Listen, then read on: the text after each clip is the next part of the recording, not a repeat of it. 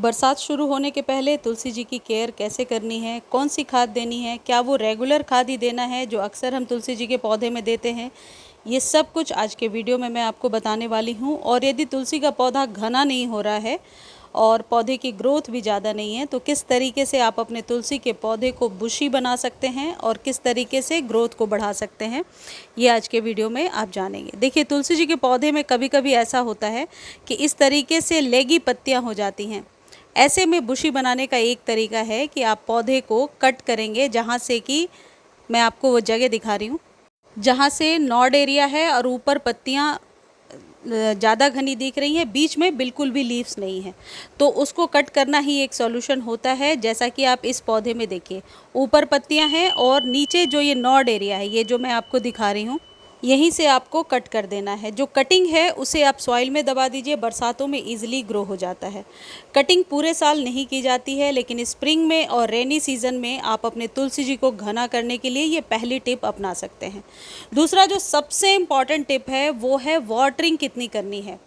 यदि आपके यहाँ बारिश हो रही है अभी, तो बरसातों में आप पानी बिल्कुल भी ना दें। बरसात का पानी यदि आपके गमले में चला गया है तो ये आपके पौधे के लिए बहुत ही उपजाऊ है, सॉइल को उपजाऊ बनाएगा। और रेनी सीजन में जो बरसात का जो पानी है उसमें मिनरल्स बहुत होते हैं जो पौधे को ग्रीन करने के लिए बहुत ज़्यादा इम्पॉर्टेंट है। बरसात में पौधे की ग्रोथ भी ज़्यादा होती है। आप कटिंग लगा सकते हैं। तुलसी जी के सीड्स को यदि आप ग्रो करना चाहते हैं तो अभी आप जैसे ही बरसात शुरू होती है गमले के ऊपर सीड्स को बिछा सकते हैं। बहुत जल्दी 7 से 8 दिनों में जर्मिनेट हो जाता है। बरसातों में एक चीज़ का और ध्यान रखें, आपके गमले की ड्रेनेज बहुत सही होनी चाहिए, यानी कि ड्रेनेज को चेक कर लीजिए कि पानी उससे बाहर आना चाहिए। यदि पानी बाहर नहीं आता तो रिपोर्ट करने की ज़रूरत नहीं है, बस गमले के नीचे से ही आप कोई किसी स्टिक वगैरह की सहायता से यदि वहाँ पानी मिट्टी जम गई है तो उसे हटा दीजिए ताकि पानी बाहर निकल सके। यदि पानी जमा हो जाता है गमले में तो सॉइल जो है हर वक्त गीली रहेगी और रूट्स के सड़ने के चांसेस रहेंगे। तो बरसातों में मेक श्योर करना चाहिए कि पानी बरसात का आपके गमले से बाहर निकले और गमले में लॉक्ड ना हो। तो बरसात में तभी पानी दीजिए जब मिट्टी एकदम ड्राई हो। अगली इम्पॉर्टेंट टिप है, यदि पौधे को रीपॉट करना है या फिर पिंचिंग कटिंग करनी है तो बरसात में आप ज़रूर कीजिए। ऐसा करने से एक तो पौधे की ग्रोथ फास्ट हो जाएगी।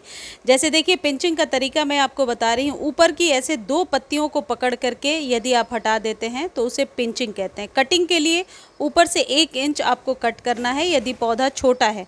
पौधा बहुत बड़ा हो गया है तो उसको यदि गमले में लगा है तो आप शेप दे सकते हैं। और रेनी सीज़न में ये तैयारी आप कर लीजिए। रेनी सीज़न में बहुत ही बेस्ट टाइम होता है तुलसी जी के पौधे को कटिंग और शेप देने का। अगली बात करते हैं कि धूप कितना चाहिए। पूरे दिन के सनलाइट में आप इस पौधे को रखिए जिससे कि सॉइल ड्राई हो। और पौधे पर यदि आपको लगता है कि पत्तियां इसके बाद काली हो रही हैं धूप में रखने से, तो स्प्रे कर दिया करें। शाम के टाइम में अपने पौधे की पत्तियों को अच्छे से नॉर्मल वाटर से वॉश कर दिया करें, भले ही पानी आप गमले में डालें या ना डालें। इससे पौधे के सिकुड़ने की, पत्तियों के सिकुड़ने की प्रॉब्लम भी बहुत हद तक सॉल्व होगी। अब ये जो चीज़ आप देख रहे हैं मेरे हाथ में, इसको बरसात के पहले देना ज़रूरी क्यों है?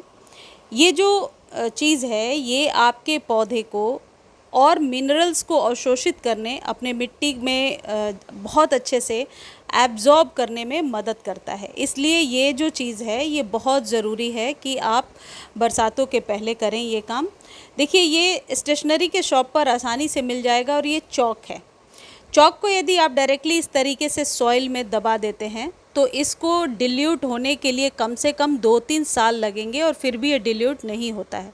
तो इसका जो बेस्ट तरीका हो सकता है वो मैं आपको बता रही हूँ। आप चूना ले सकते हैं। चूना जो पान के दुकान पर मिलता है ये वही चूना है। इसको 1 या 2 चुटकी आपके 8 इंच के कंटेनर में डालना है, इससे ज़्यादा नहीं डालना।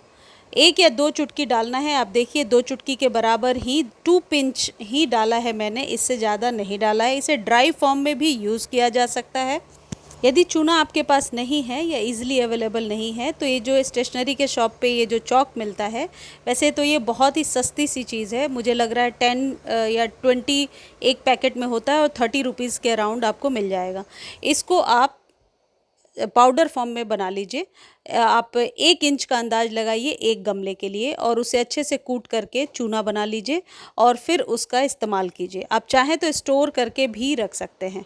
और यदि आपके पास टाइम की बिल्कुल कमी है तो इसको 1 इंच इस तरीके से सॉइल में दबा देना है। जड़ों से थोड़ी सी दूरी पर मिट्टी में दबा करके छोड़ दीजिए और जब जब आप पानी देंगे इसके जो पार्टिकल्स हैं वो सॉइल में अपने आप घुलते रहेंगे। बरसात के पहले ऐसा करने से आपके पौधे पर कैल्शियम की कमी नहीं होगी और ये एक ऐसी चीज़ है जो अक्सर गार्डनिंग में इस्तेमाल होता है और मैं कई बार आपको बता भी चुकी हूँ। चूने वाली खाद को मंथ में एक बार ही आपको यूज़ करना है, हर 15 दिनों पे नहीं करना है। लेकिन ये जो चीज़ आप मेरे हाथ में देख रहे हैं ये है चाय पत्ती।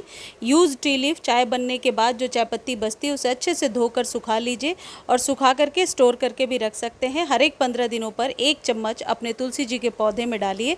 इससे पौधे की ग्रोथ अच्छी होगी। पौधे की जो सॉइल है वो जितनी ज़्यादा ब्लैकिश होगी आपके पौधे की ग्रोथ उतनी अच्छी होगी। नाइट्रोजन की मात्रा भी अच्छी मिलेगी और इसे सालों भर इस्तेमाल किया जा सकता है, सर्दी हो या गर्मी हो।